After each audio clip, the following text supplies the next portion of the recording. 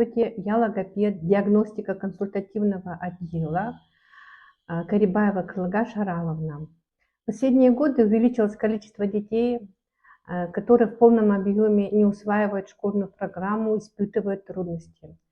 Существуют определенные параметры готовности ребенка к учебной деятельности, к школе. И в первую очередь это, конечно, здоровье ребенка. Когда ребенка направляют в первый класс, он проходит медицинское обследование.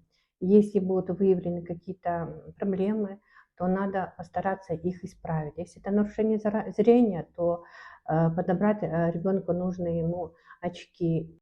Организм ребенка будет испытывать определенную нагрузку в течение всего учебного года. Это и смена режима дня, да. Ребенок должен быть рано вставать, выполнять задания дома и в школе, участвовать в каких-то мероприятиях. Следующим критерием является оценка физического и психического тонуса, мы говорим, психического и физического состояния ребенка.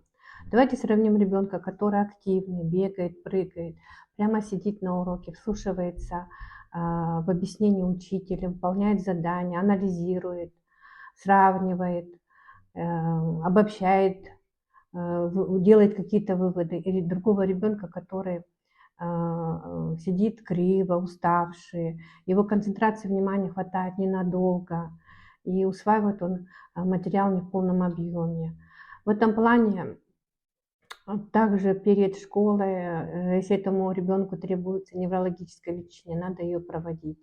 А также с учителем договариваться, что таким детям учебный материал давался небольшими порциями, давали ему возможность отдохнуть. Обязательным также показателем готовности к ребенка к обучению в школе является его речевое развитие. К этому возрасту у ребенка должны быть, мы говорим логопеды, поставлены все звуки, потому что в перспективе могут отмечаться у ребенка ошибки. Я как говорю, так и пишу.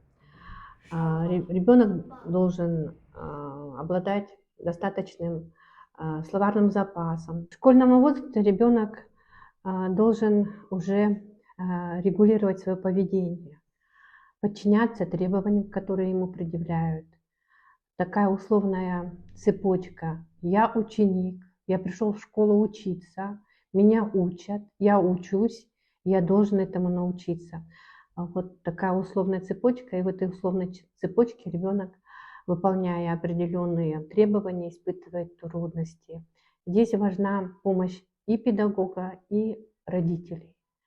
Дело в том, что сейчас вот к 6 годам не всегда дети идут в школу, не всегда те зоны головного мозга, которые отвечают за этот процесс, могут быть достаточно сформированы. Поэтому, чтобы ребенок в дальнейшем не испытывал трудностей и сам процесс обучения протекал плавно, все-таки регуляция его деятельностью должна осуществляться родителями. Но в целом это вот основные требования, которые мы предъявляем детям, которые идут в первый класс. Спасибо за внимание.